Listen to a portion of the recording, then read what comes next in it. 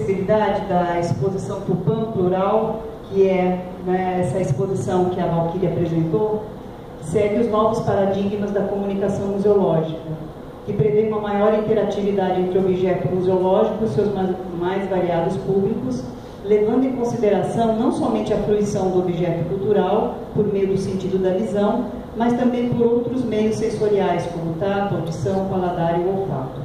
Sua implantação, ocorrida no ano de 2012, contou com a participação de uma equipe interdisciplinar, composta por uma consultora de acessibilidade cultural, a equipe educativa e técnica do museu e profissionais especializados na produção de recursos de acessibilidade. Então, é importante, assim, a exposição foi implantada, né, a Marília e a equipe do Museu Índia Vanuíri também me chamou, para a gente incrementar com a questão de acessibilidade dentro do conceito da exposição do Tupã Plural e selecionando os objetos mais interessantes para que eles pudessem ser, né, acessibilizados e se tornar mais interativos. Então, nós trabalhamos com a seguinte questão, o que eu vou apresentar é exatamente um planejamento de um programa de acessibilidade, como é que nós implantamos esse programa, né? Nós seguimos, então, os padrões de acessibilidade universal, baseado nos quesitos de acessibilidade física. Isso, durante a reforma do museu, ela já tinha sido implantada, né? Agora, nós implantamos, a partir daí, um plano de acessibilidade comunicacional, que é a partir da comunicação dos objetos, do conteúdo da exposição com o público, e atitudinal, que é isso que a Lê falou, que é a preparação de uma equipe, a preparação dos funcionários, e mesmo a chamada das pessoas com deficiência para poderem auxiliar no conhecimento desse atendimento, né? E assim nós permitimos um acesso qualitativo, né, de pessoas, tanto em cadeira de rodas, com mobilidade reduzida, perda parcial ou total de visão, audição e limitações intelectuais. Além disso, a implantação do conceito de acessibilidade universal no espaço museológico tem também por objetivo permitir uma interatividade mais ampla entre o objeto museológico e seu público, de uma forma mais tradicional, que prioriza o conhecimento por meio do sentido da visão, para novas formas de interação fundamentadas na experiência multissensorial. Então, a gente parte, que nem a professora Marília falou no primeiro dia da apresentação dela, não só uma questão de o museu estar lá para ser aprendido a partir da visão, nós ampliamos esse conhecimento, né? Nós podemos adquirir o conhecimento a partir dos outros sentidos também. Então, esses três aspectos de acessibilidade, que, né, foi a implantação desse programa no Museu Índia Vanuíri, foram contemplados. A acessibilidade física que já tinha, né, no museu, que garante o acesso à circulação das pessoas na exposição. Acessibilidade comunicacional, nós elaboramos recursos de apoio multissensoriais que permitiram o acesso dos diversos públicos aos conteúdos da exposição. Nós vamos mostrar um pouquinho isso. E acessibilidade atitudinal, nós fizemos ação educativa e consciência funcional para recepção e atendimento na exposição das pessoas com deficiência, formação de profissionais em acessibilidade cultural e ação educativa inclusiva para públicos de museus, incluindo a avaliação, né, de consultores com deficiência.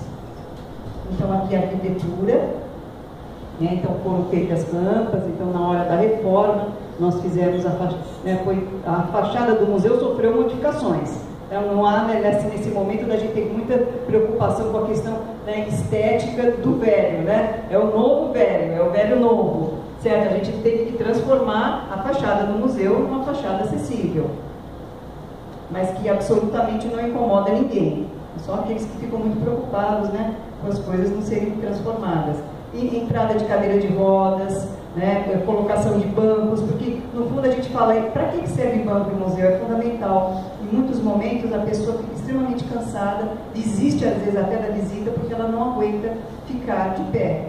Então, quando isso não acontece, você pode ter bancos móveis, né, bancos que você pode ir levando, caminhando, sentando. Algumas pessoas são idosas, outras têm dificuldades de ficarem muito tempo de pé. Então, esse material já está na portaria. A expografia, né, toda reformulada com a exposição do Tupã Plural, ela é totalmente acessível para circulação, inclusive o museu auxilia muito, né, porque é um museu plano, né, todo plano, né. E o que nós fizemos inicialmente? Isso é uma coisa muito interessante e muito importante. A maquete tátil do edifício. pessoas que não enxergam, pessoas que têm dificuldades, né, de compreender um espaço novo, por limitações às vezes intelectuais, né, ou outras limitações, ou mesmo até cansaço, né? A gente chega no lugar, dá de cara com aquele lugar, meu Deus, onde eu estou? Então, a maquete tátil, ela está envolvida num mobiliário acessível. Então, é muito importante o objeto estar, o recurso de acessibilidade estar junto com o mobiliário acessível. Ela é coberta com uma cúpula de acrílico, ela é retirada, ela pode ser tocada, ela pode ser novamente guardada. Então, quem não precisa tocar, pode ver. E quem precisa tocar, pode tocar. O que tem o diferencial dessa maquete do Museu Índia Vannuiri é que, como o espaço é plano, é térreo, houve a possibilidade da gente transformar o telhado. Então nós retiramos a tampa do telhado e nós podemos observar e tocar, reconhecer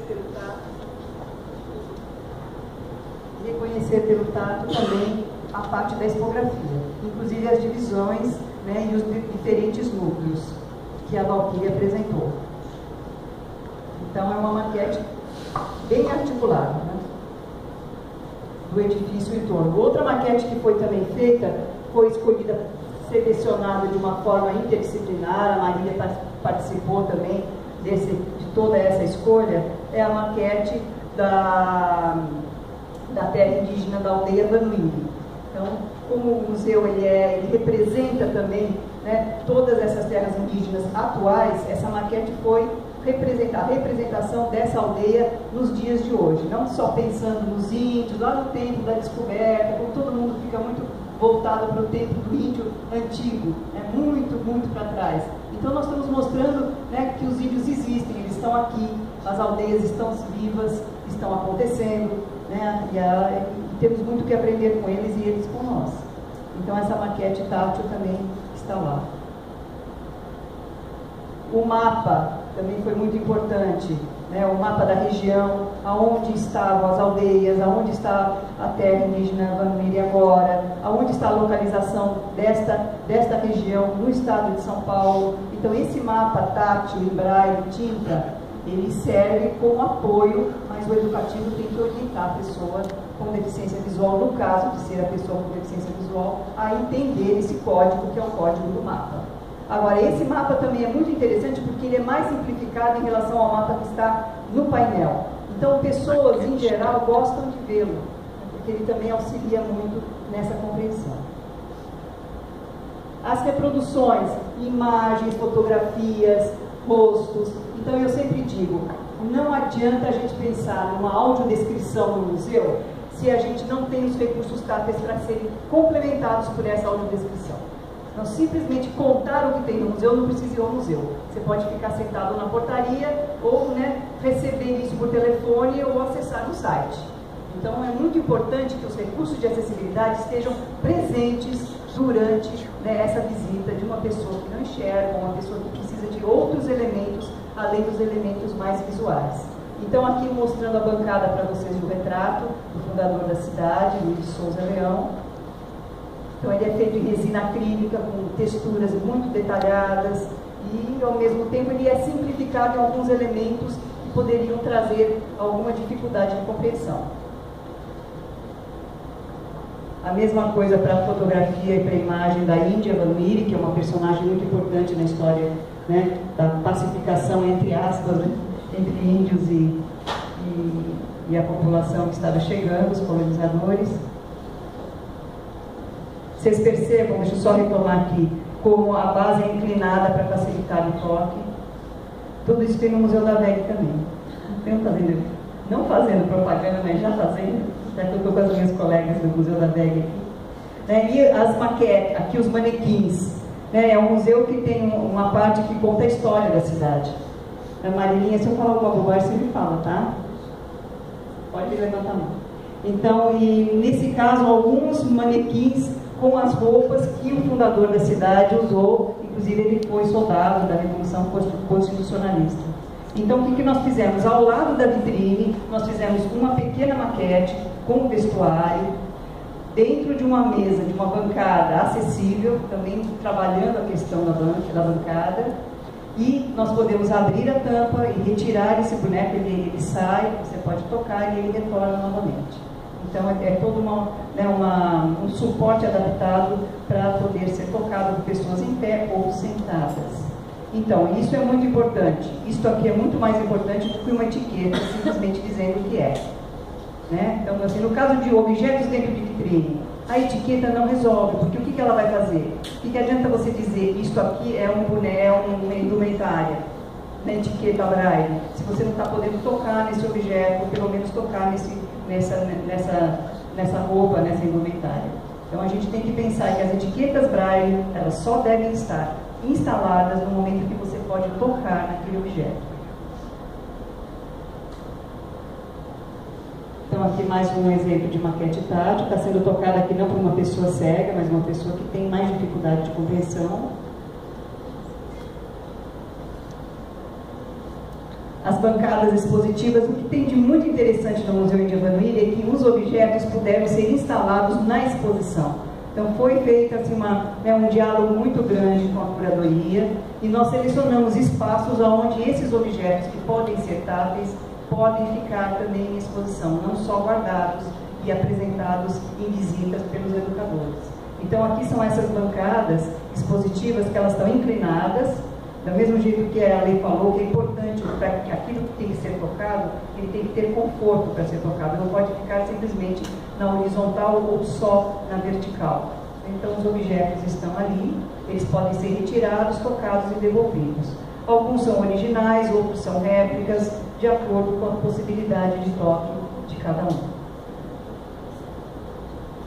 Fora isso, nós temos o carrinho também de transporte e armazenamento de materiais. Alguns materiais não podem ficar em exposição, mas são objetos referenciais, então esses objetos eles estão em carrinhos e são utilizados pelo educativo, em visitas agendadas e visitas em grupo, ou mesmo visitas autônomas, que são chamados os educadores para participar. Então, aqui alguns dos objetos, alguns são réplicas, outros são originais feitos pelos índios hoje, não são objetos tombados históricos. E a audiodescrição, uma coisa muito interessante.